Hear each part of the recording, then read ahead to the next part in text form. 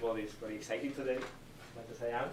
It's a big day for gravity and for the history of science. And so last day we finished chapter 3, which was time-dependent single harmonic oscillator. So my goal with that chapter was to introduce in a pedagogical way all the issues, mathematical and physical issues that appears when we have a time-dependent background. And in that case, it's just one-dimensional, so the maths are simple, but all the concepts are already there. And in particular, we emphasize this family of infinitely many different ways of defining the what we mean by vacuum and by quanta,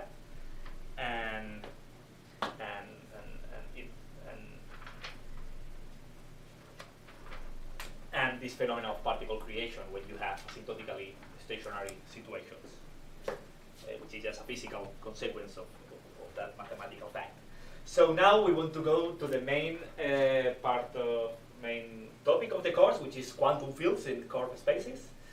But in fact, we have introduced most of the machinery. I could just leave this as an exercise to you, but I will not. I will go over it, and this is the program that I plan to follow. I want to start with the classical theory, just giving you a fast summary of classical field theory in the presence of gravity. Some of you may know this very well, but some of you may not. So I think it's worth to review what I'm going to use later. And then the quantum theory, which will be very fast because it's just a repetition of what I did for the harmonic oscillator, that taking into account that we have infinitely many degrees of freedom. But with the formations, exactly the same. And then some new aspect that doesn't happen for a single harmonic oscillator is the fact that many of the quantum representations that we can find are in fact inequivalent to each other. So that doesn't happen for a single harmonic oscillator or a finite number of harmonic oscillators, but that happens for field theory and is one of the main mathematical issues of quantum field theory in complex spacetimes. After this chapter, we will start with concrete applications like the Unruh effect, black hole evaporation, etc. So, but this chapter settles down the mathematical formalism in general. So, and if you have any question from previous chapter or I have a quick question. Please. I understand how in the previous subject we talked about, we introduced a time dependence to the frequency in our harmonic oscillator, and this led us to having multiple representations of the solution space. When we jump to quantum field theory and curved spacetimes, is adding just this time dependence to the frequency going to describe a curved spacetime, or? Let's go over it. Okay. I mean, in that case, we don't have a frequency. I mean, what we have is a metric, which is arbitrary. Remember in Minkowski spacetime, the metric has a lot of symmetries. The metric is invariant under time evolution. The Minkowski metric has, if you want components, -1 + 1 + 1. So it is rotational invariance, translational invariance, time translational invariance. And those symmetries is what made us to have solutions with positive and negative frequency. Okay. If you have an arbitrary metric, as we will see, the Klein-Gordon equation is not any more simple. There is time dependence. Symmetries. When we have flat space, we do have these symmetries. Exactly, because the symmetry of the spacetime. Now, in a generic spacetime, we are going to lose Poincare symmetry. So, exponentials of -i omega t plus kx are no longer solutions of our equation. So we are in a similar situation. Okay. Now the background, before the background was the K, the spring, the constant that we had. Now the background is the spacetime metric. And if the spacetime metric is time dependent and space dependent, then we open the window, the door to have many. Okay. But conceptually it's going to be very similar. So, but please don't confuse. Now field theory. We are not in the singular harmonic oscillator anymore. We are working with fields. So let's start with the classical theory. It will take me most of the class, if not all.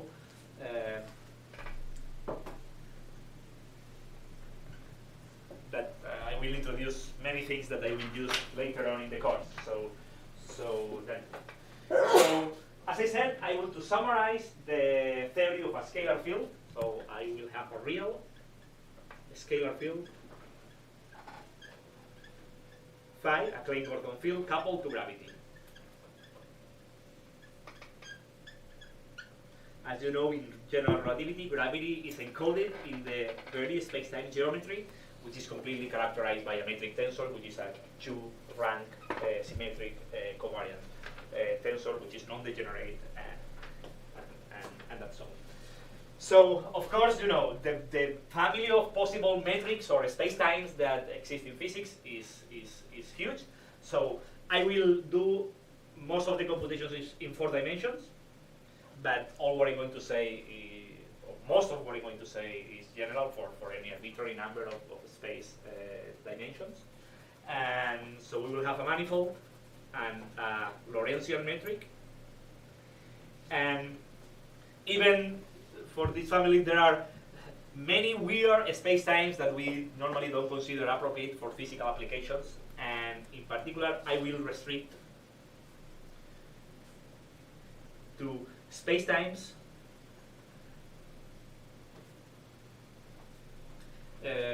for which what we call the initial value problem, or the initial value formulation is well posed. So this means that, you know, that they want a space-time in which if I give initial data for my fields and the velocities at a given time, the solutions are uniquely determined. This is what normally happens in physics, but in general relativity that is not so trivial, because you can have a singularity in the middle of the space-time, and that singularity may be, you know, adding information to the field, so the initial data is not completely characterized, so the final data is not completely characterized by the initial data, because the singularity can produce something, or you know, or you can make many weird things to the space-time and having initial value formulations just ill-defined. So I want to restrict to space-times in which this is a well-defined problem. They are mathematically called globally hyperbolic space-time. Globally hyperbolic space-time. I don't know. I was thinking if I should give the definition of a globally hyperbolic space-time, but it will take me 15 minutes, and you know, it's something that if you have taken GR, you can find, you know, or you can find it in any book. I can summarize it for you in 2 minutes. So just let me make a parenthesis and summarize it for you. So if you give me a space-time, first of all, you define a Cauchy hypersurface, which is a 3-dimensional spatial hypersurface. It's called Cauchy hypersurface if any time-like geodesic, which is inextendable because you have extended it all what you can to the future in the past, intersects that hypersurface once and only once. So that means that any time-like trajectory registers in the time-like slice one and only once. If that happens, that is called Cauchy hypersurface. It's like, you know, complete spatial slice of space-time, complete in the sense that, you know, that no time-like geodesic can skip it. You know, it has to cross it once and only once, because if it crosses more than one, it's because something weird is going on. And then a globally hyperbolic space-time is a space-time which can be foliated or sliced by Cauchy hypersurfaces. So you can just foliate it as a 1-parameter family of Cauchy hypersurfaces, where the 1 parameter is, if you want, is the time. So you label the hypersurfaces by a label T, and that is a globally hyperbolic space-time. In those space-times, if you now put a field with a field equation which is hyperbolic, then the initial value formulation is well defined, for sure. There are theorems about that. So if the again, I repeat, globally hyperbolic space-time and an equation of motion which is hyperbolic, these 2 ingredients tells you that the initial value formulation is well defined. That initial data characterizes uniquely the solution at any other time after and before. There are many theorems about globally hyperbolic space-times. By the definition, you know, the topology of this guy, of the manifold, is always R cross one of the Cauchy hypersurface. This is like time, and this means that this is 3-dimensional. whatever it is can be compact or non-compact, and this means that that the manifold can be foliated by Cauchy hypersurfaces, one parameter family of them. So if you want to know more details, you can check any Wall's book or GR or whatever. This is very well-known material, but this is the idea. So I just wanted to tell you that from now on, every time I talk about a spacetime, I mean a globally hyperbolic spacetime. All my statements are about that family of spacetime. I mean, these are not like closed time-like curve or something. There are no, I mean, among other things, because you can have spacetimes in which there are no time-like closed time-like curve, but there are no global hyperbolic. For instance, if you remove a point from the spacetime, they are not globally hyperbolic anymore. Like in a black hole with a singularity or something. Okay, so with that in mind, we can generalize the Klein-Gordon equation that we had in flat space, remember? So we can generalize the Klein-Gordon equation for our field from flat spacetimes, from Minkowski spacetime,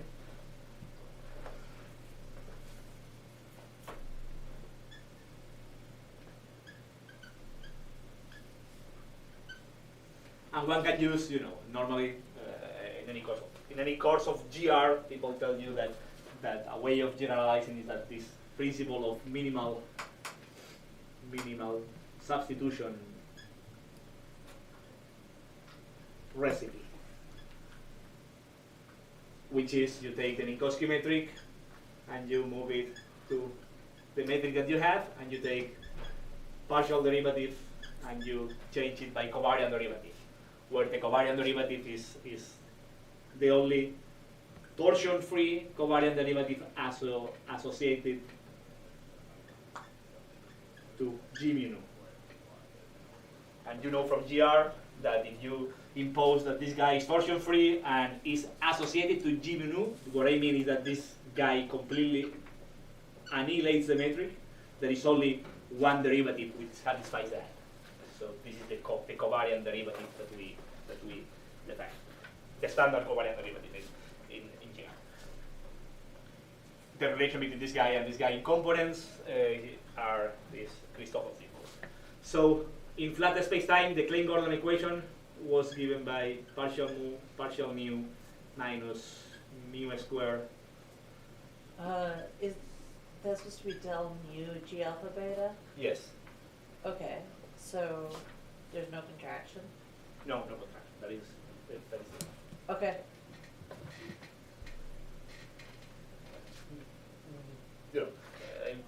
The philosophy is that you want to write a derivative in an arbitrary spacetime, and you want it to satisfy a few properties, like they have to be linear, they have to satisfy Leibniz rule, etc. And there are infinitely many.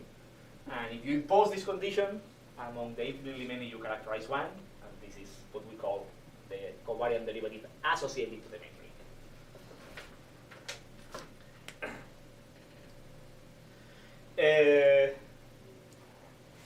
So this is what we had in flat spacetime. Now the generalization is going to be G mu nu covariant derivative minus mu squared phi equals 0. So let me give a number to this equation.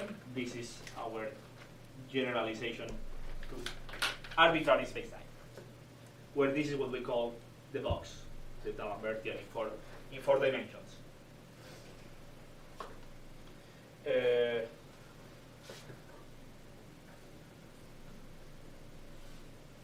If you have any chart in the manifold, any system of coordinates, this box can be written as partial G partial mu root square of minus G mu nu partial mu. So this is the expression of this guy in coordinates.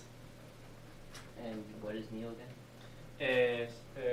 This is, remember, this was the mass over h bar, so it has dimensions. I think it's divided, Yeah. has dimensions of 1 over length squared. So it's the mass in length units.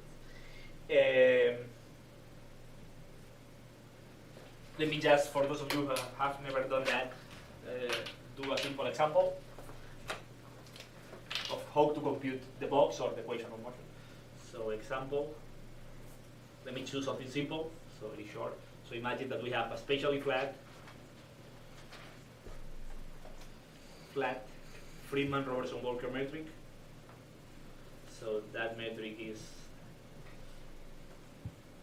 minus dt squared plus a function of time squared, which we call the scale factor, times the coordinate volume element. And you can check that in this spacetime, t equal constant are Cauchy hypersurfaces. So this spacetime is globally hyperbolic. And sorry, and I didn't say that G, let me say it here, G is the determinant of the metric.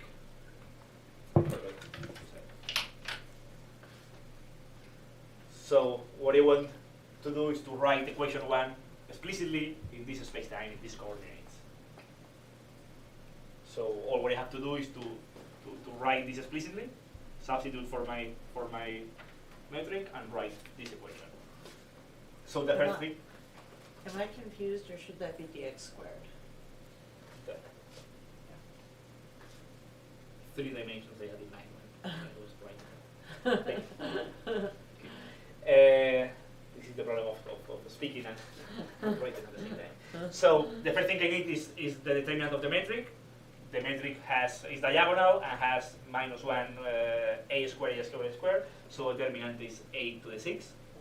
And with this, all what we have to do is to compute a.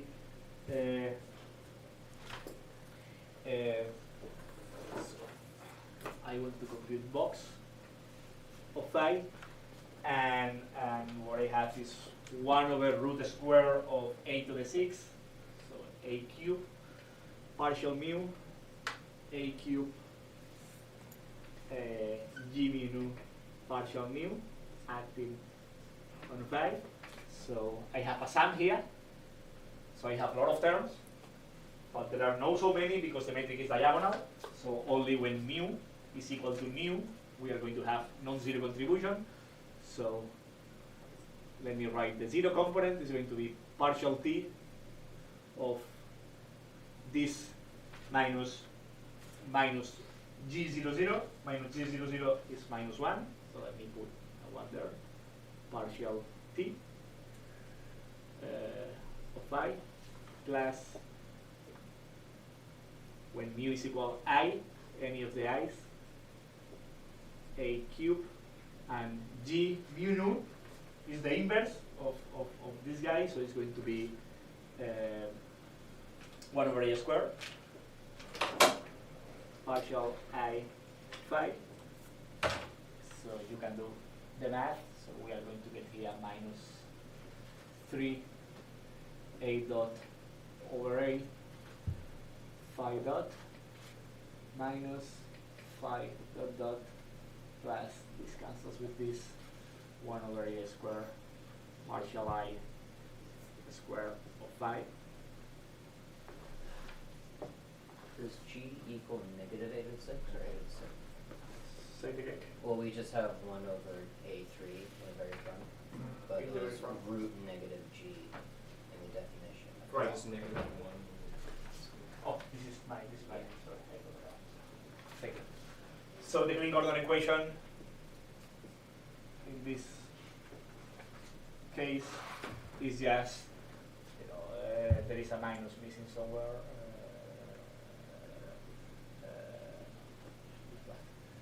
It's going to be phi dot dot plus 3 a dot over a phi dot minus partial I square acting on phi.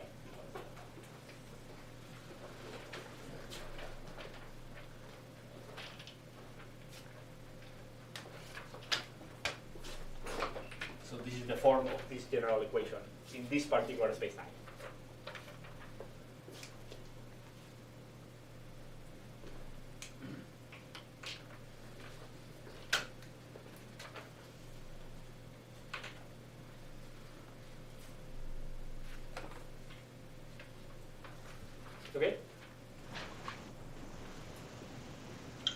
You forgot the mass terminal in the last equation.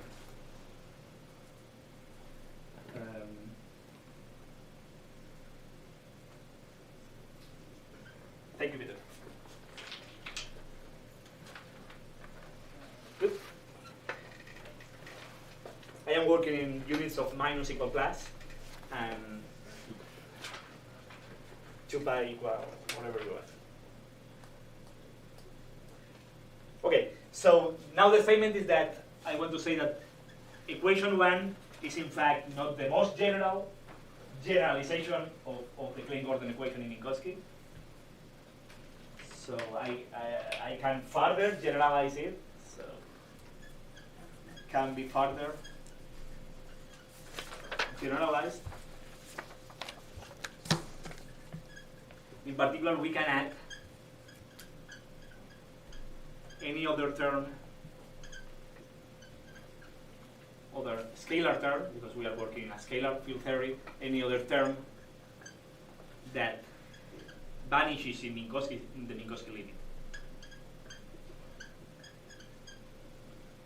That vanishes when the metric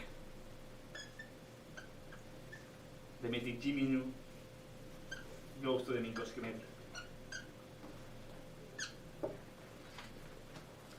So if we add here something that vanishes in the Minkowski limit, this generalization will be still valid. In particular, we can add any term here which is proportional to the spacetime curvature. So if we add terms which are proportional to the curvature, in the zero curvature limit, we will get still that equation. So, but for a scalar theory, for a scalar field theory,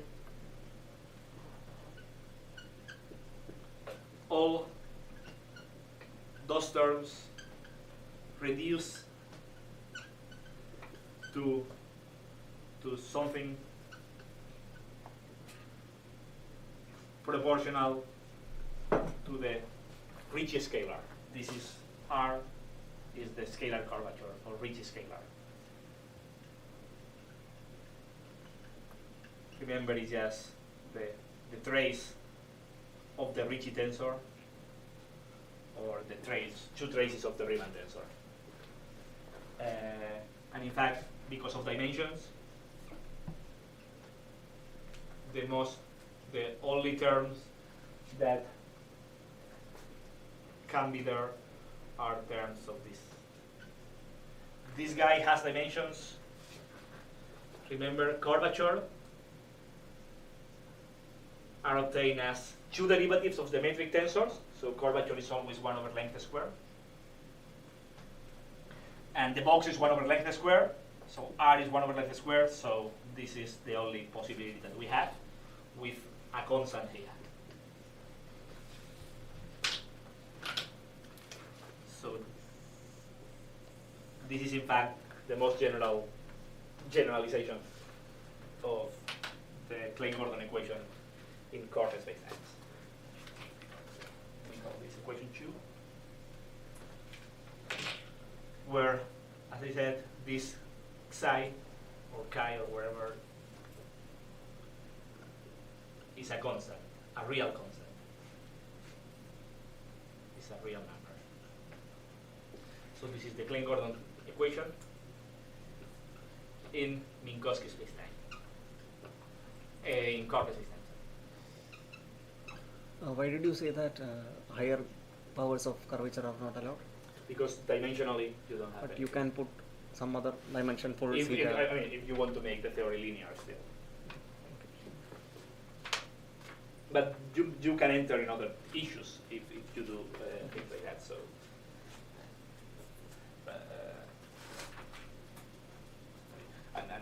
and you know, even if you put here a square, you cannot compensate the dimensions with powers of phi, because you need some coupling. That's what do you write there. No. So this is the generalization of the Klein-Gordon equation that we discussed in chapter 1 to curved spacetime. If you take the Minkowski limit here, the curvature will go to 0, and the box will go to the Minkowski box, and you recover that equation. But for a generic metric, this is.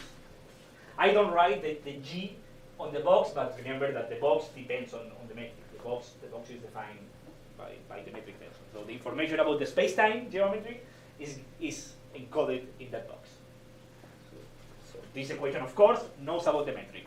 It's a field propagating on the top of a curved geometry, where the geometry, again, is encoded in the box. For each geometry, you will have a different equation. For the free Malrobertson wall curve, this is the equation that you get. For a black hole, you will get something different. So for obvious reasons, this parameter here is called the coupling to the curvature, because it tells you what is the direct coupling between the field and the curvature.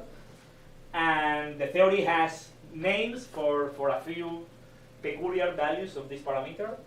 So when that parameter is equal to 0, we call the field is minimally coupling. Minimal coupling. So it's minimally coupled. And when you are presenting the theory, just for simplicity, you choose minimal coupling to have shorter equations.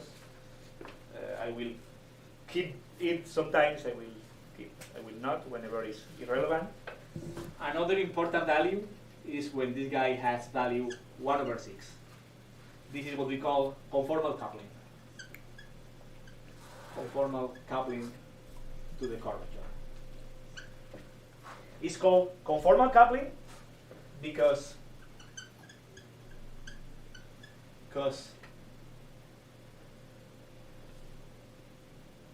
if, in addition, the mass is equal to 0, so both 1/6 and mass equal to 0, the theory is conformal invariant.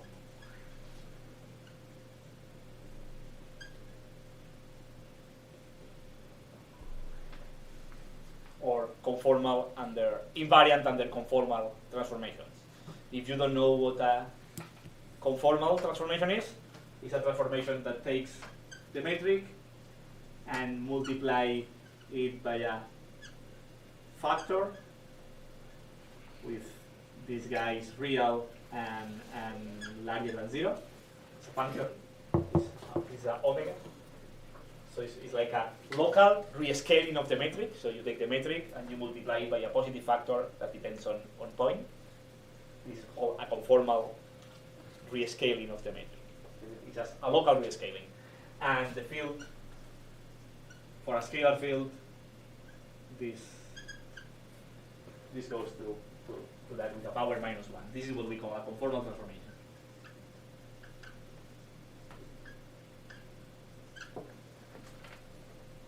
And the statement is, and these transformations are important at the theoretical level.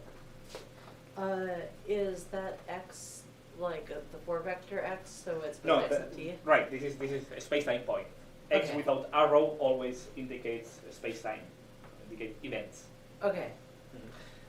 So these conformal transformations are important at the theoretical level, and we will use them in a couple of times. I don't know if you have seen that in GR. If you haven't, go to a book and read a little bit. Just telling you that this equation for the massless case and 1/6 is conformal invariant in the sense that solutions are converted to solutions by this transformation. So if phi is a solution of the Klein-Gordon equation with this metric, this nu phi is a solution of the Klein-Gordon equation with this nu metric. Only for the case 1/6 and massless case. Of course, mass always breaks conformal invariant because conformal invariant is that it means that you don't have any scale in your theory. You can rescale everything, and the theory remains the same.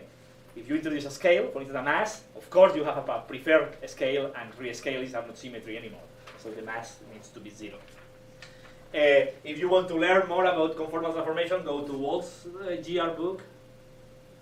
Wald's GR book has an appendix with a nice summary of conformal transformation. So for a scalar field in 4 dimensions, of course, this is all in 4 dimensions. In different number of dimensions, the conformal coupling has different values. For instance, in two dimensions is 0. Both agree. And also for different fields, for instance, for 1/2 fermions or the electromagnetic field, conformal coupling is different from this number. In fact, for those fields, conformal coupling agrees with minimal coupling. So if you take Maxwell equations in curved spacetimes with minimal coupling, they are conformal invariant. If you take Dirac equation in curved spacetimes with minimal coupling, the equation is conformal invariant. So for those fields, both minimal coupling and conformal coupling agree. But for a scalar field, it doesn't. And in 4 dimensions, this is the deal. Okay.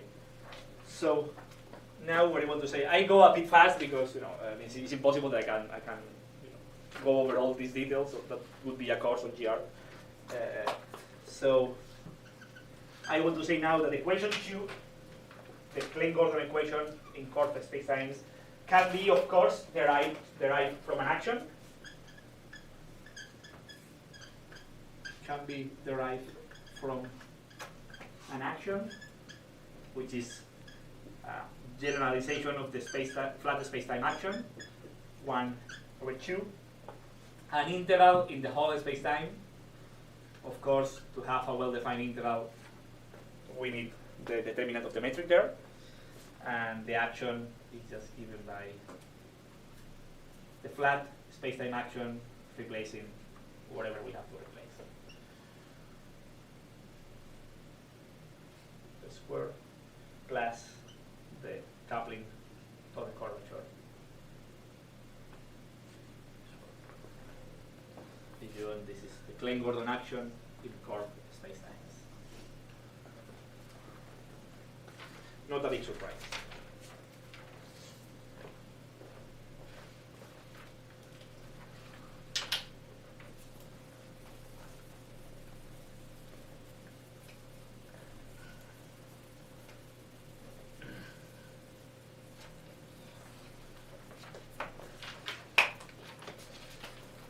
Now, any question? That's a squared of the mass term, right? That's a square because when you take derivative, you have to get the Klein-Gordon equation.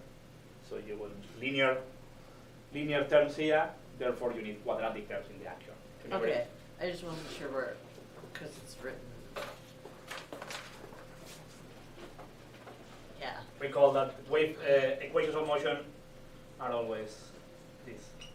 So if you want linear equations, you need quadratic action.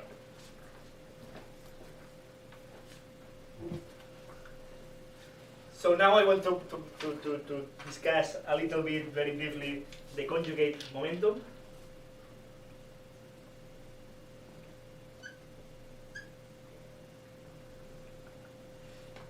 So is the additional term proportional to the curvature, like an additional mass term? No, it's not a master because the curvature can depend on the point in space. Curvature is a function of point. Okay. So it's not a constant. It's only constant in Minkowski, de Sitter, and in de Sitter. In general, it's not a constant. Is that an answer? Yeah. Okay. Any other question? So now, how we define the conjugate momentum? Any guess? Same way as normal, What is that? as your time derivative. What is time? One of the principal thing. Well, I'm In this case, the T is it's Wait, but this is an example. I am now in the general case. After this, I came back to the general case. From do X we separate one specific coordinate to be privileged and call it time here? Kind of like when we were talking about foliating Cauchy hypersurfaces. We were calling one specific axis a time axis. Are we doing the same thing here, or is it still general? using this action. Is what? Using this action. But you need a derivative of the action with respect to phi dot. And what do you mean by dot? If we have a generic metric, there are many dots, and he said that, to define a foliation, it seems that or defining a foliation seems to tell us a choice of time. So that is a right intuition. So let's build that. systematically. You know, the statement here is that if a canonical, this formulation is called the covariant formulation, but you can go to the canonical formulation, canonical in the sense that we have a couple of fields, phi and the conjugate momentum, which only depends on space, and you have Hamiltonian, Poisson brackets, etc. So, if you want to work in the canonical formulas, the composition of the space-time manifold M in space plus time is required. And there are many ways of doing that decomposition, or must be required, or must be introduced.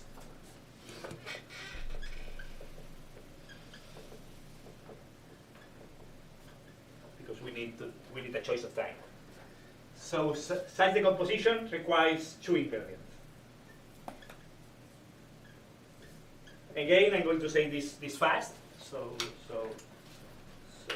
if I hope it's enough. Otherwise, you can always check the direction. So the way in which GR we define a separation in space and time of the manifold is via the following ingredients. First, we need a global time function. I'm calling it T, and of course it's a function in the manifold. So it's something that takes a point in the manifold and gives you a real number, and we call it time function. And there are theorems that tells you that in a globally hyperbolic spacetime you can always find those kinds of global time functions. A global time function T, which defines or defining a foliation. Foliation sometimes are called slicings.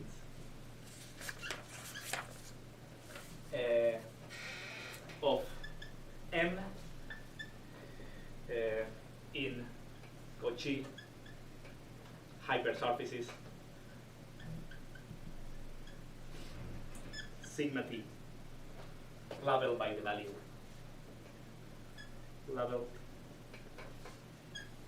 by the value of T.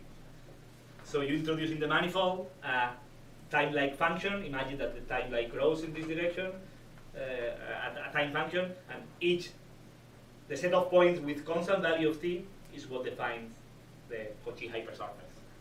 So a single time function defines for you a foliation in that particular way.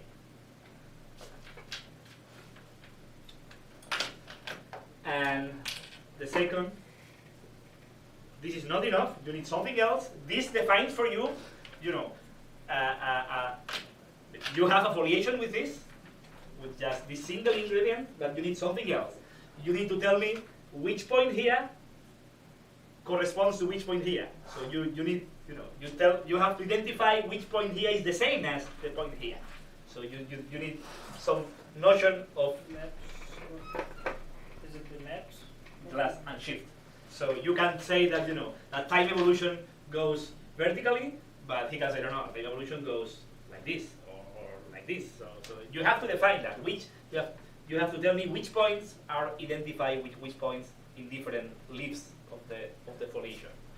So in other words, you need to define a time flow, and that is given by a time-like Killing vector field. Sorry, a time-like vector field. So second ingredient, we need an evolution map, vector field, to be called T mu, and of course, that has to give me evolution into the future and at the same pace as the function T, and that condition is imposed by this equation. You take the covariant derivative of the function T, and you want that the contraction give me 1. That tells me that T goes to the future, and vertically, the vertical component has the same pace as the change in the variable T. and an evolution map which provides an identification of points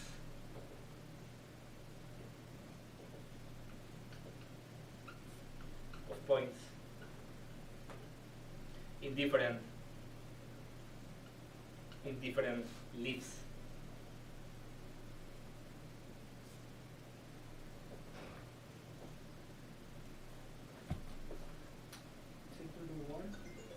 Yes.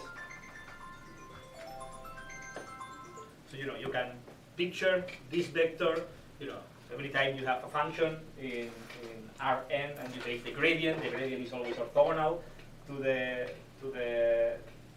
constant value of that function, to the leaves of constant values of that function, and the size of the gradient of your whole peak is that vector.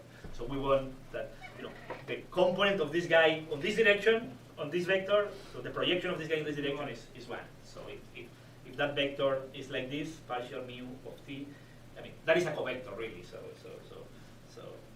if you transform into a vector, you want that t mu is some vector which has, it can be like this, can be like this, or can be like this, but the component on the vertical component has to be equal.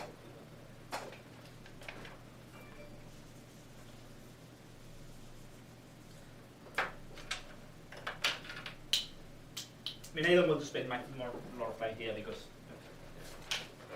but at least want to give you the ingredients to.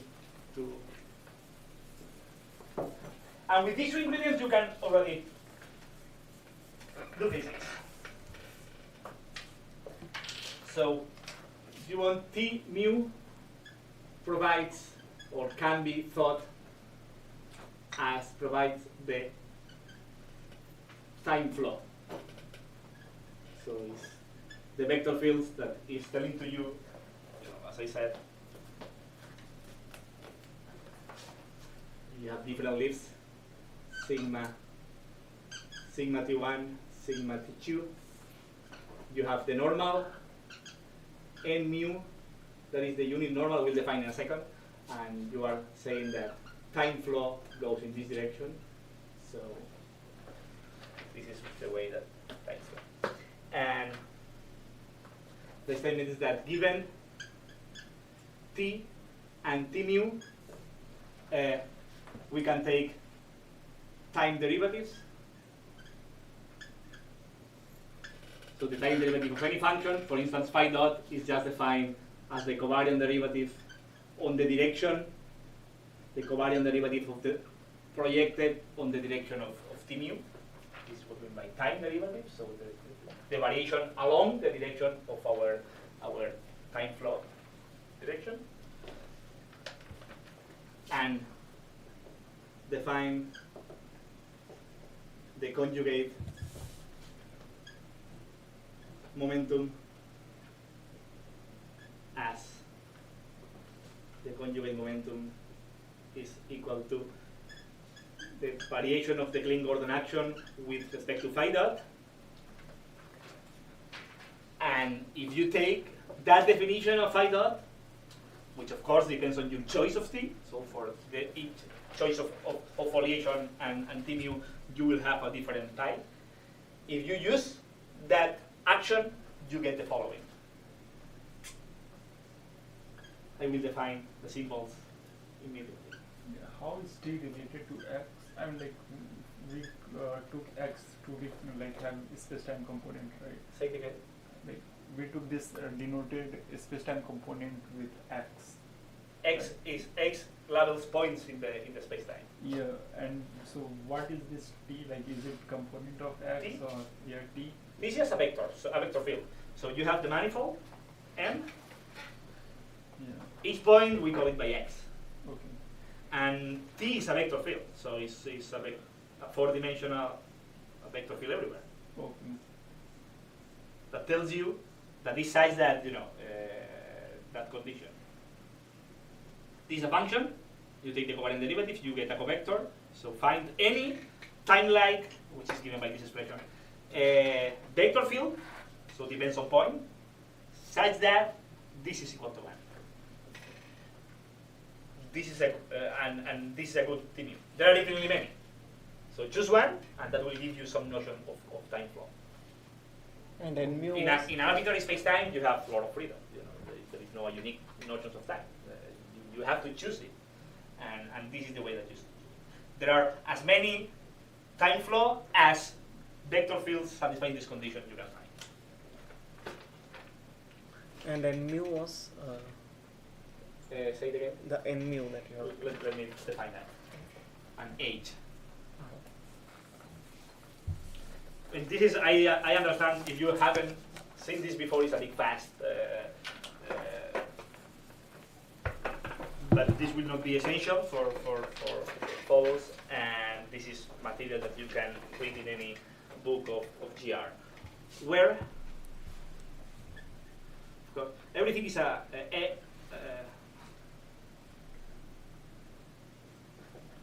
where is the unit normal to the foliation partial t? So it's the vector, the unit normal to the foliation. So you have the foliation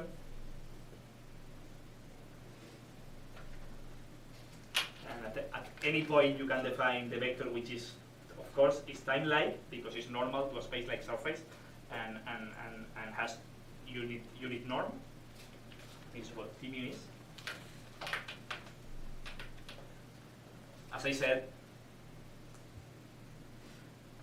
T mu doesn't need to be parallel to n mu. You can choose it. You can choose it in a different way. And and you were asking me about shift and lapse. The relation between your choice of T mu and n mu is always of this type, where this is called the shift, the lapse, and this is called the shift. If you don't know about this, it doesn't matter. So, but this is important. Definition of momentum, where this is just the unit normal to your slice, and h is the determinant of the positive definite metric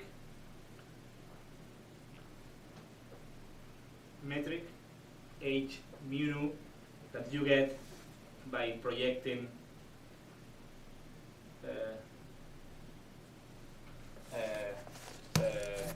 g on the slices.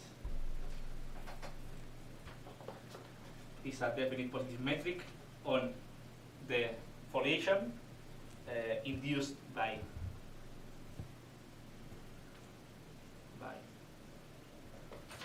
the space-time metric.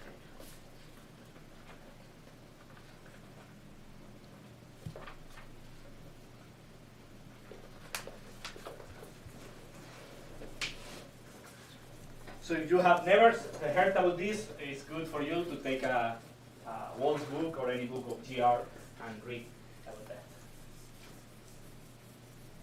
If you have short questions, go ahead. Can you just give an intuitive idea of how h mu is the projected metric? Right. You know, you give me any space with a metric on it.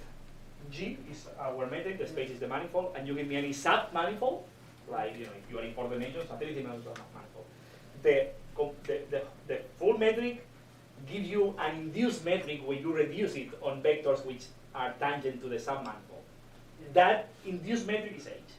So H is the induced metric on the three-dimensional slide. Because we are spatial, the induced metric is positive definite. No, it's, from this equation it doesn't seem manifest how this is the metric for the tangential vectors on the.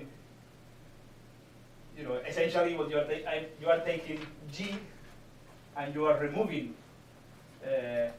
the time part, because this is time direction. I am saying removing, and there is a plus here because these guys are time-like. So when you multiply between them, you get a minus. And this is what you are removing. You can check that this guy is also a projector on the slide, if you take any vector which is orthogonal to it, this guy kills the time-like part and give you a vector tangent to the slices, etc.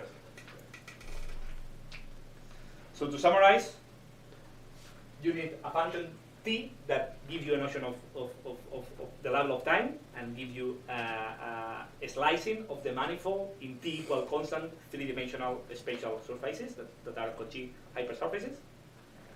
Once you have that foliation and a notion of time, then you have all this structure. You have the normal to the time-like normal to the surfaces.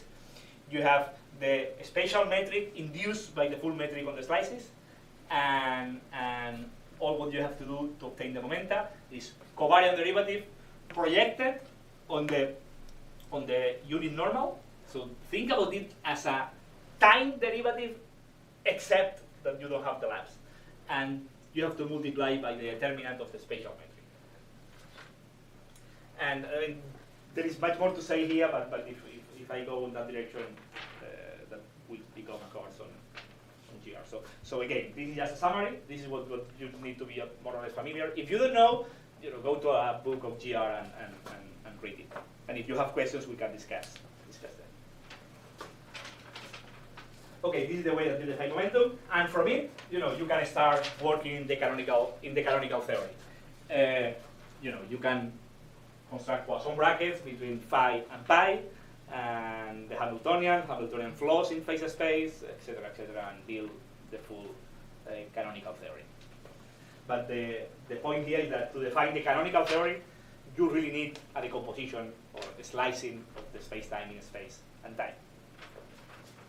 The physics doesn't depend on the slice that you get, but what you mean by momenta, what you mean by Hamiltonian, all that stuff depends on your slicing. I will try to work all the time in the covariant theory, so we don't even need to work in the canonical theory. Sometimes the canonical theory is quite illuminating because, for me, because it is more geometrical. You have all this symplectic geometry, which for some aspects is quite clear to work with. The ugly part is that you need a decomposition in space and time, and some people doesn't like that. So whenever it's useful, you can use it. Whenever you don't like it, you don't need to do it. I will try to work in the covariant theory, but maybe at some point I will discuss also canonical.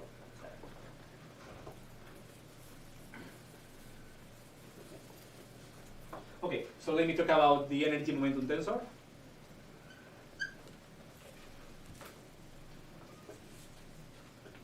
So how do you think we can define the energy momentum tensor?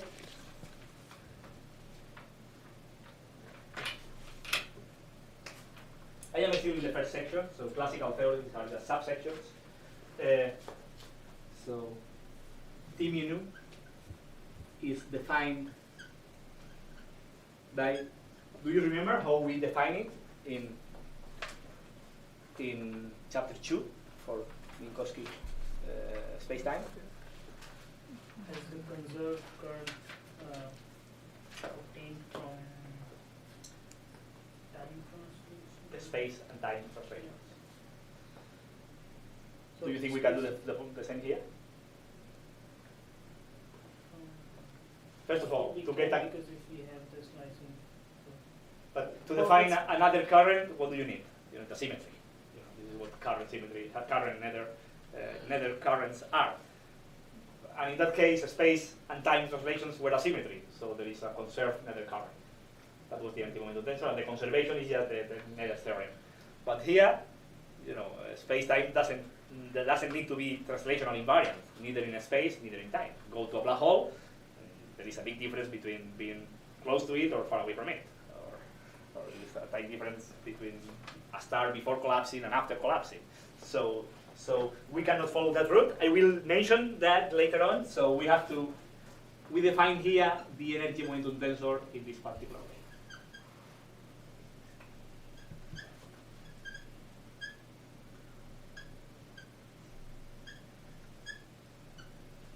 This is the definition of the energy momentum tensor.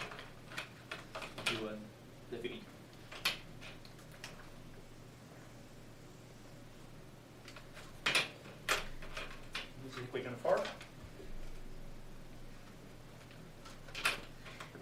want to make a couple of remarks, and then I will mention more in detail about what I just said. So there are two remarkable properties from this definition.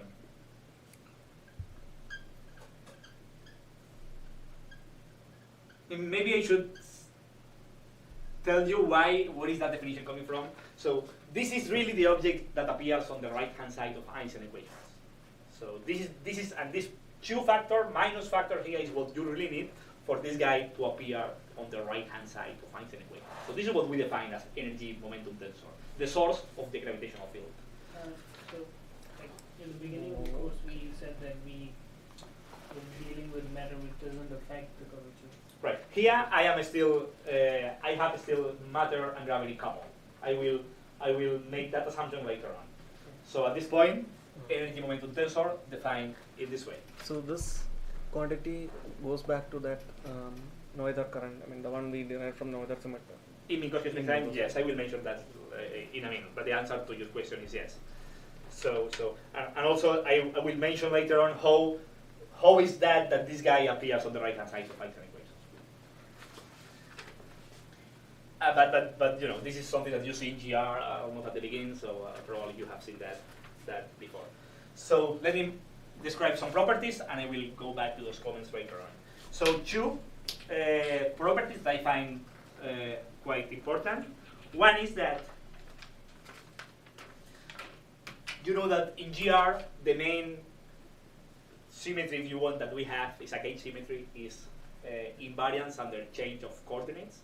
So what we call invariant under diffeomorphisms. So GR by definition is a theory which is invariant under any diffeom or change of coordinates. So the first principle is that any action we write for our fields have to be diffeom invariant. The statement is that diffeom invariance of the action under diffeomorphisms,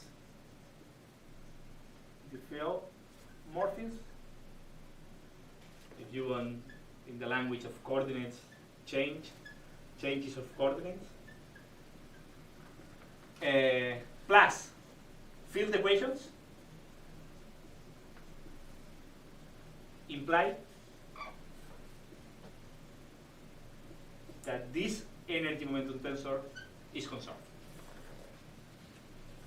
This is a very well-known classical result. I'm not going to prove it here because you know that happens in a course of classical GR. You can go to a book and see.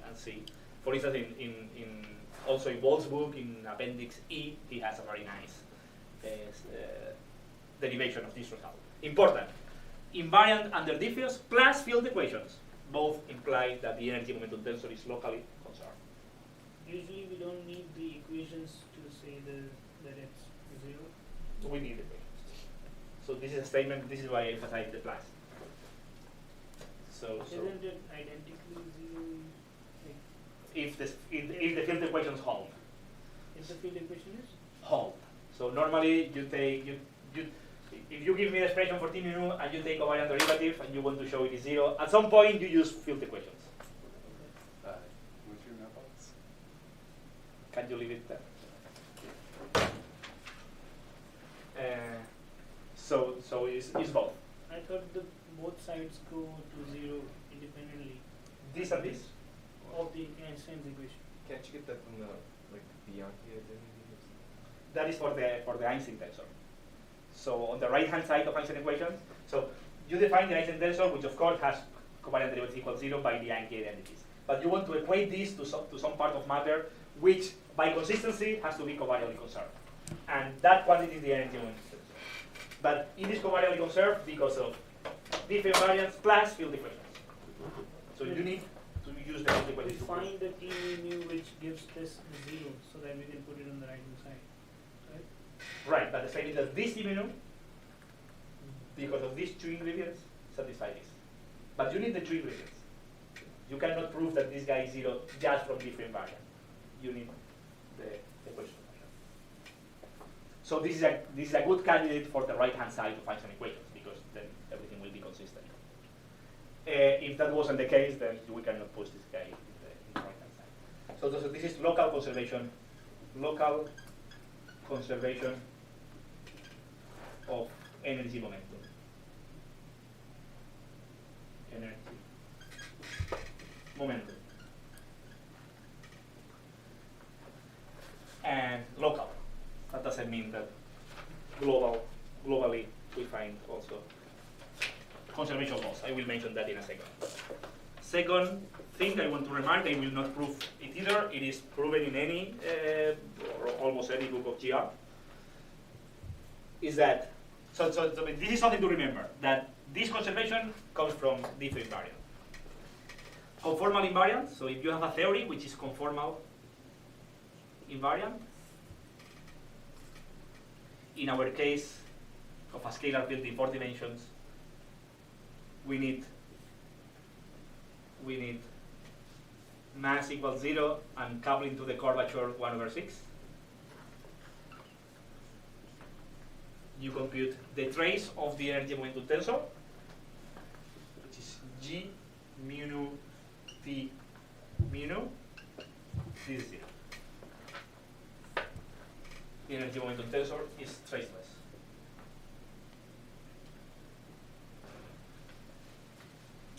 I forgot to mention, sorry, but this T mu nu is symmetric in the two indices for obvious reason, because the metric is symmetric. So this is why it doesn't matter how you construct it.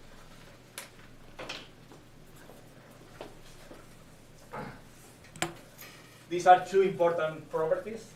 In a conformal invariant theory, the classical energy momentum tensor is traceless.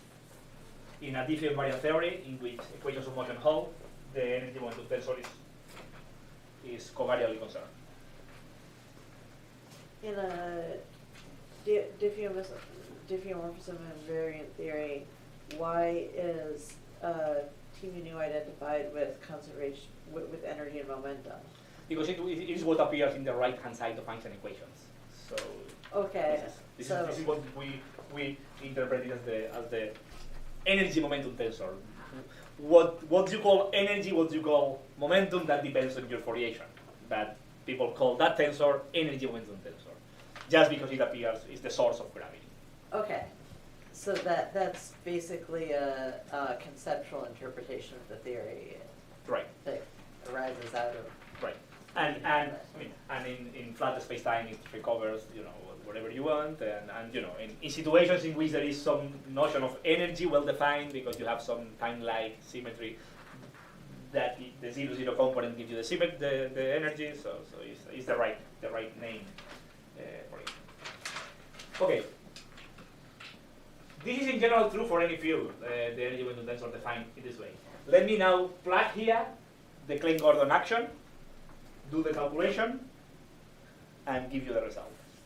The result is quite long, because I am doing it for general mass and general coupling to the curvature. I'm not going to derive it, because that is an exercise in classical field theory or in GR, but I want to give you the complete expression, because we will use it later. So, what I say that using 3 and 4, equation 3 was the action that I just erased here, and 4 is the definition of the energy momentum tensor. The energy momentum tensor for a field in a scalar real field in an arbitrary space-time with arbitrary coupling to the curvature is this quite long expression.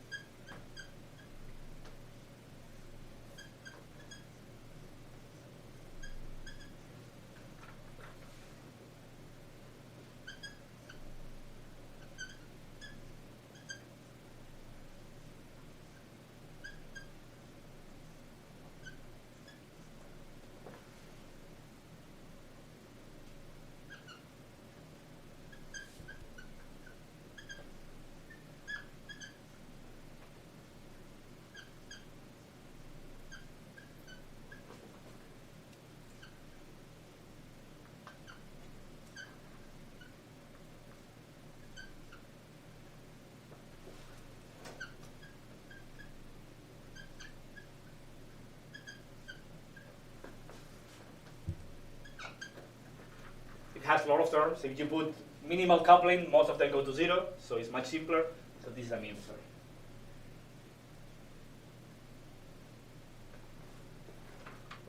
But the general expression is this one. Let me give a number, 5. And when we discuss the energy momentum tensor, this is what we want to use. Derivation is again, all what you have to do is to manipulate the derivative with respect to the metric and use many identities in GR. So if you are curious, go to any GR book or you can find it. This agrees with expression in chapter 2.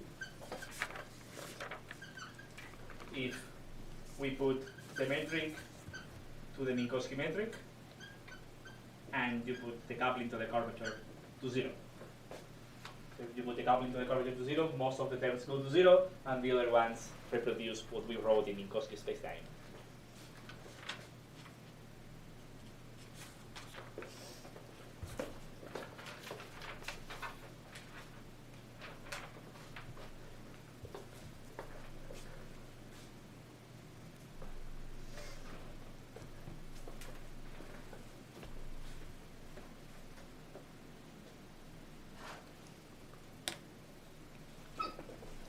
So now let me mention, just repeat what I said before, that this way of defining T mu differs from what we did in Minkowski spacetime. In Minkowski spacetime, we defined T mu as the conserved nether current associated with space and time translations. And therefore, this equation, the local conservation, was just coming from nether theorem. But here, space and time translations are no longer asymmetric. So we cannot define a conserved quantity because we don't have asymmetry. However, this definition is physically appropriate, and this conservation law always happens. Now, not because there is a asymmetry, but because the gauge detail invariance and field equations. I have a quick question. Why does the coupling need to equal 0 as well, like C B equals 0? Is that saying if I go to a flat metric, yeah, I still am coupling to the curvature? I mean, it's a good question, but you know. I thought we defined that C in such a way that when we went to a flat metric, that kind of stuff went away. Disappears. Except here, because here you are taking derivative with respect to the geometry. Oh. So, you know, you have this term, you take derivative, eliminate this term, but this term is left, Okay. and give you some contribution. So if you really want to reproduce Minkowski physics, you have to take this equal to 0. Okay. So it's a good question.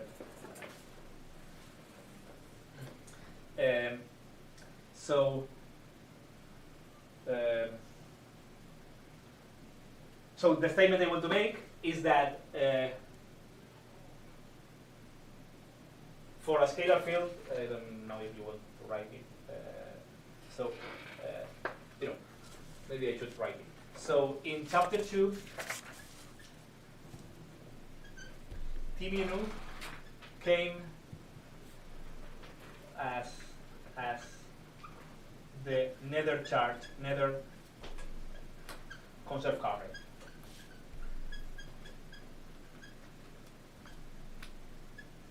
Associated to space-time translations.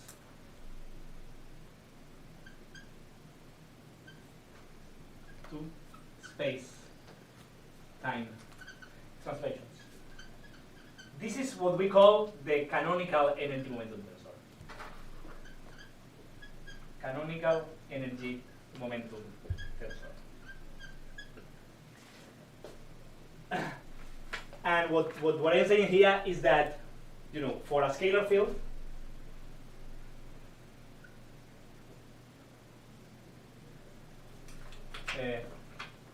and in Minkowski,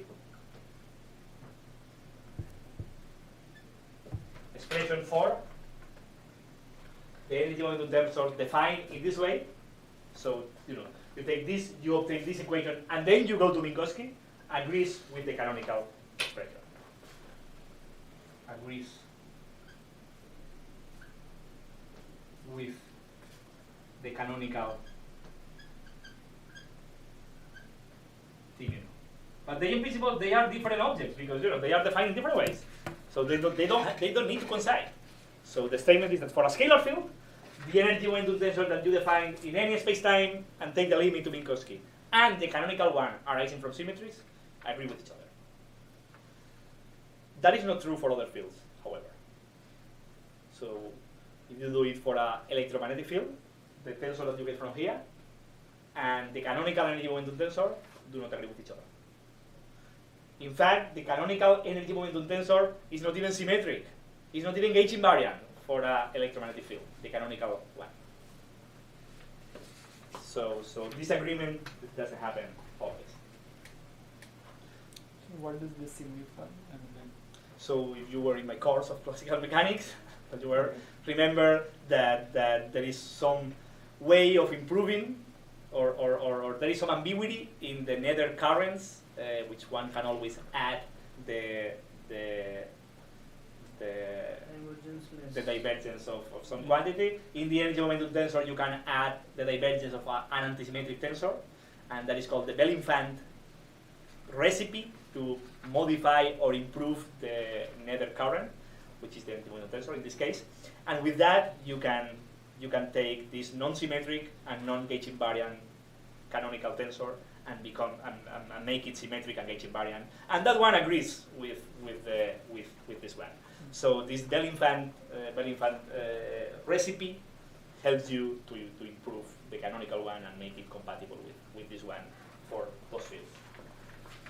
But for a scalar field, we don't have those issues. The canonical one and the one that you get from arbitrary spacetimes agree with each other.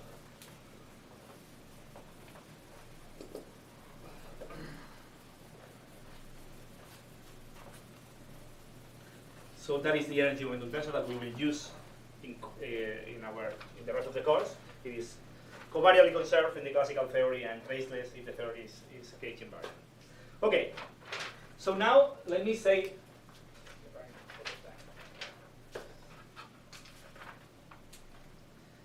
I want to say at least one more thing.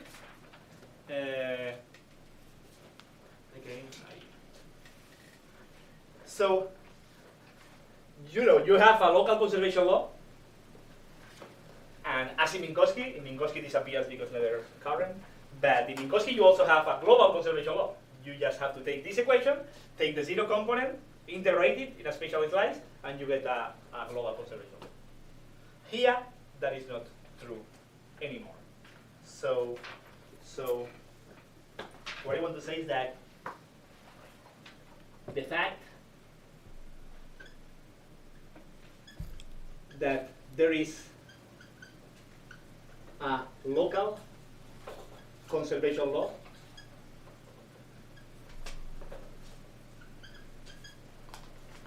covariant conservation of Timonu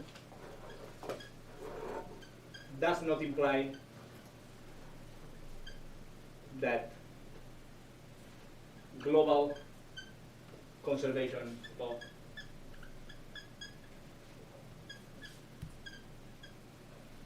laws arise.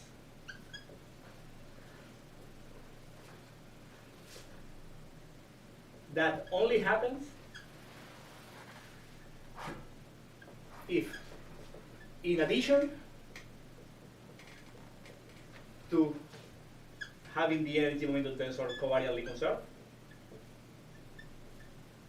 we have a symmetry of the space-time metric.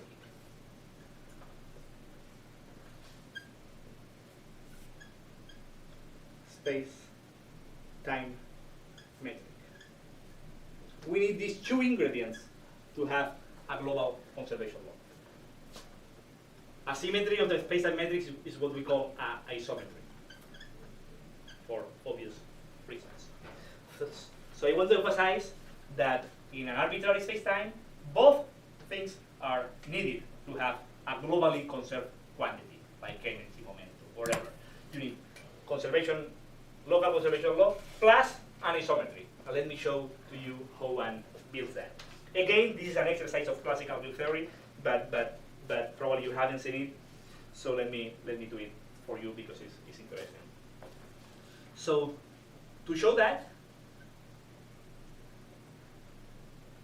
first, recall the definition of isometry. Isometry or symmetry of the space-time metric. So a smooth vector field K mu. So consider a vector field which is smooth, and it is called a Killing vector field.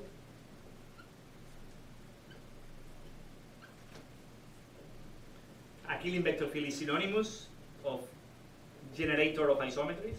So a Killing vector field generates isometries and is defined via this equation. Doesn't matter where I put the indices. So this is the lead derivative.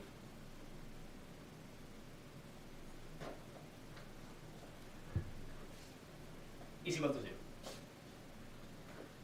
As you know, the way of understanding this lead derivative is the following. So, you have the space-time manifold. You give me a vector field as K.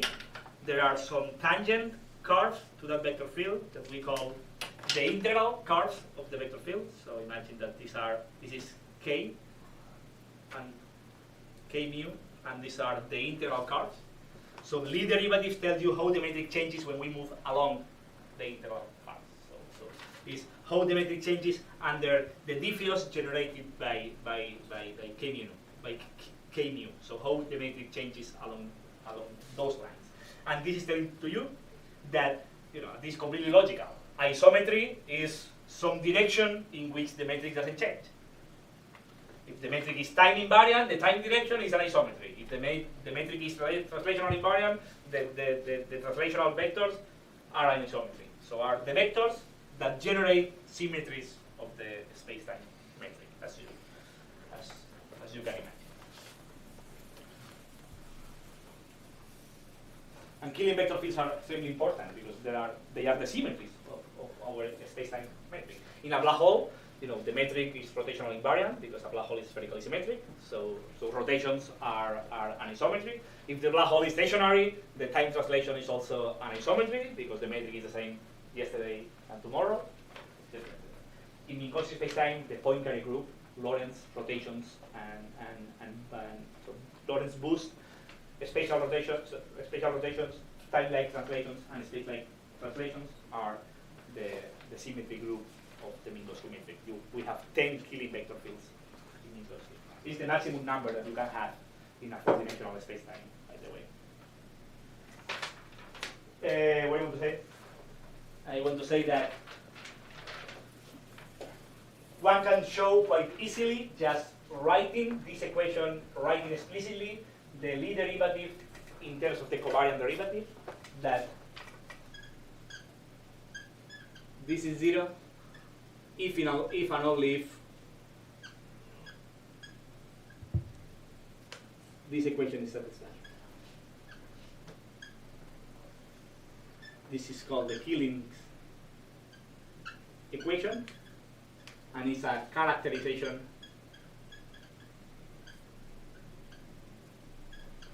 of Killing vector field. So you give me a Killing vector field and a vector field, and I can check if it's a Killing one, just taking covariant derivative and doing the symmetric part. I always forget that minus. But in my notes I have a minus, but I think it's a plus. And as I said, this is just exactly the same. So these are a good characterization.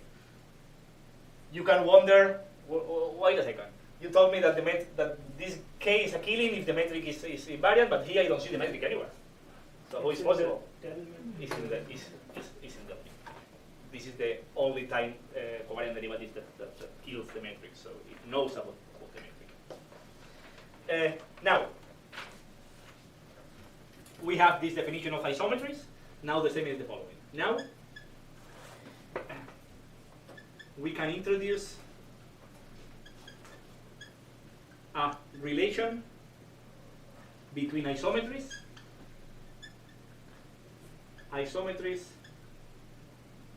and conserved quantities. Very similar to Nether's theorem. So relation between symmetries of the spacetime and conserved quantities of a given field, in field theory. This is the statement. If K mu is a Killing vector field,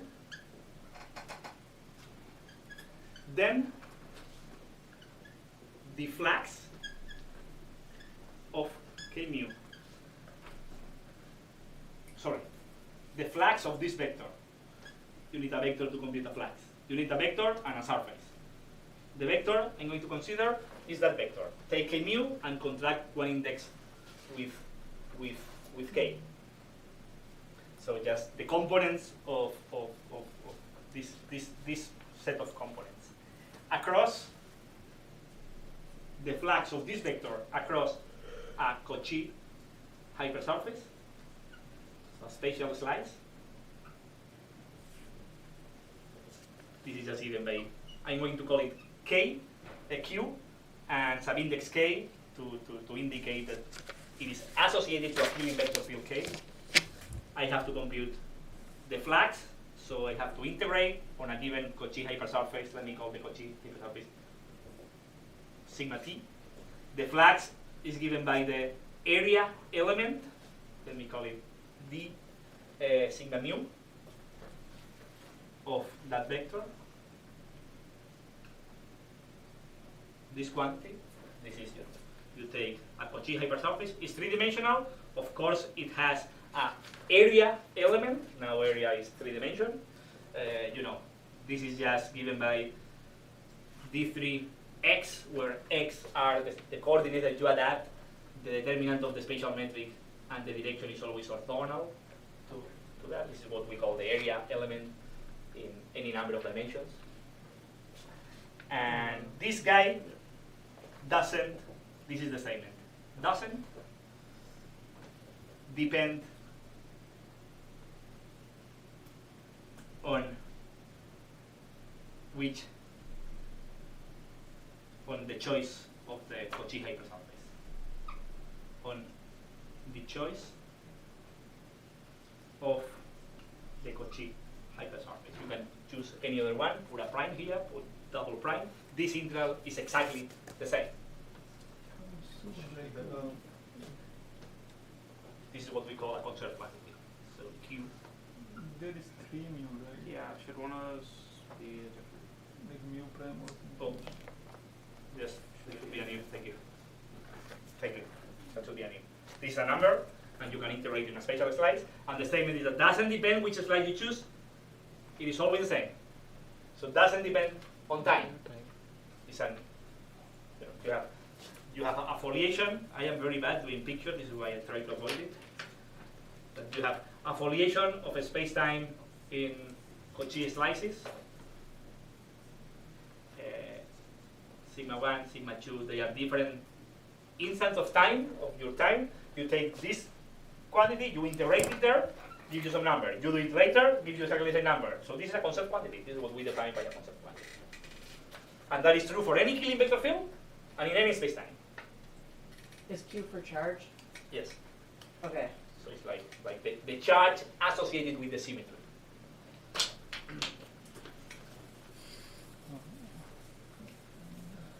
There's a question. So Killing vector K mu, does it have to be time-like? No, doesn't need to be time-like. So it's true for any Killing vector field. Okay. Think, for instance, about Minkowski spacetime. Think about translational vector fields. Right. So this guy is just the free momentum, and this integral is just the free momentum density, and this integral is just the free momentum. Yeah. in Okay. that case. Yeah. Okay. Thanks. If in Thanks. viscosity spacetime you use as a Killing vector field the time-like Killing vector field, this is the Hamiltonian density, the integral is the Hamiltonian, and we know that that is conserved. So in viscosity spacetime, the conservation of energy, of momentum, of angular momentum, etc., are just particular situations of this more general expression, which is valid in any spacetime and for any Killing vector field. So this is, if you want, just another time the deep relation between symmetries and conserved quantities that we find in physics many times.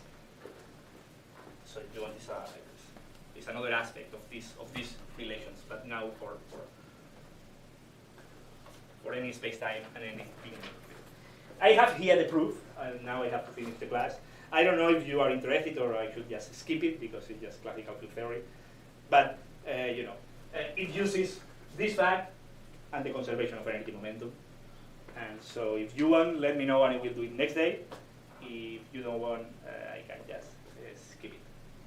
And so I don't write it, that the sentence that I believe is important now is that this provides another example of relation between symmetries and conserved quantities. And just to kill the last minute that we have, just let me parenthetical remark. In classical field theory, this charge is what generates what generates the transformations along the integral curves of the Killing vector field. So now you can go to the phase space and take Poisson brackets of K, sorry,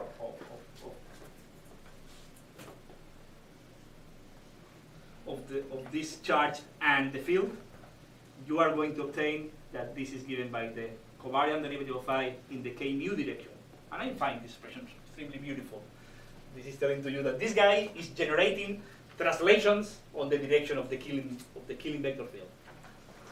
If the Killing vector field is spatial, as I said, this guy is the momentum, and this is spatial translations. So if the Killing vector field, if Killing vector field is equal to partial t, so it's a time-like Killing vector field, then Q is the Hamiltonian. And the Hamiltonian generates just time derivatives. So does it mean that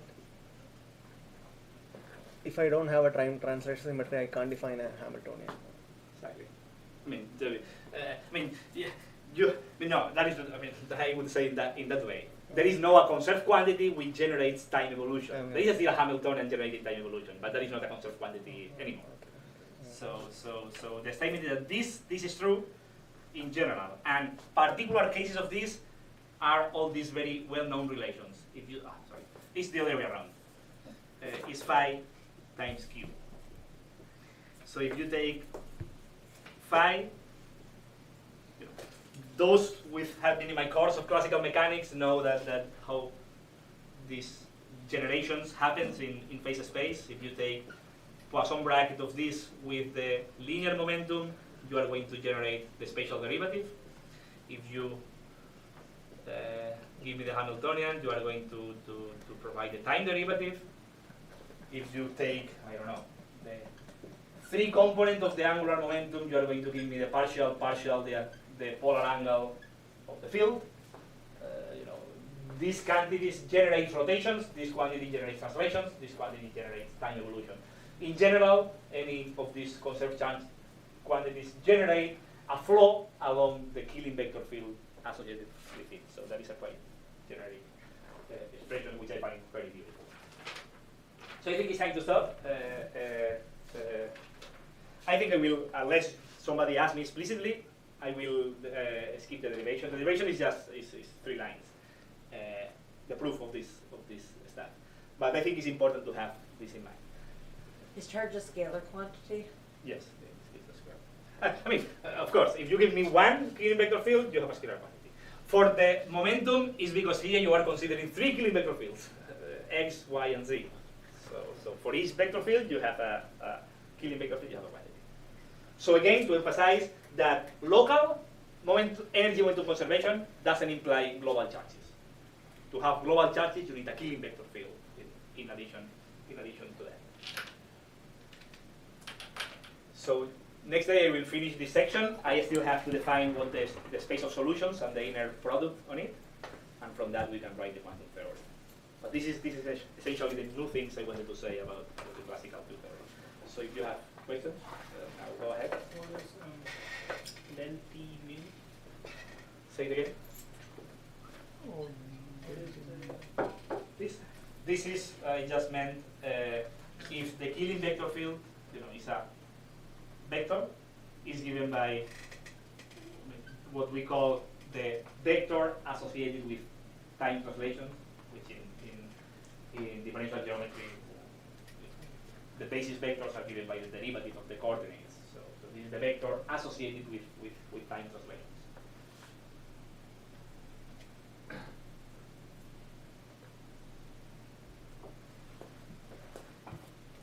Okay. So Okay.